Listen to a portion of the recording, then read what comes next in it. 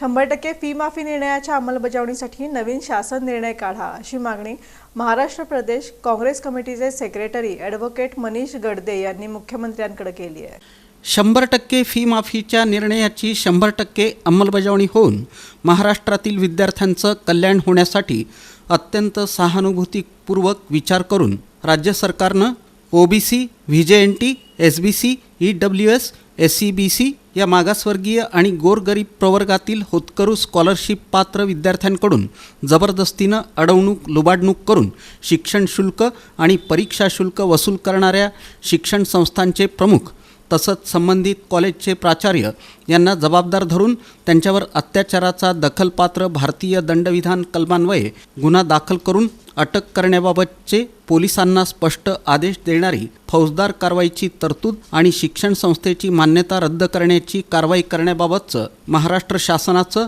राज्यातील सर्व प्रकारची विद्यापीठं, कॉलेज, उपकेंद्र, शिक्षण संस्था यांना लागू होणारा नवीन शासन निर्णय काढण्यात यावा आणि संपूर्ण राज्यभर त्याची कठोर अंमलबजावणी करण्याचे सक्त आदेश द्यावेत अशी मागणी महाराष्ट्र प्रदेश काँग्रेस कमिटीचे सेक्रेटरी ॲडव्होकेट मनीष गडदे यांनी मुख्यमंत्री एकनाथ शिंदे यांच्याकडे निवेदनाद्वारे केली।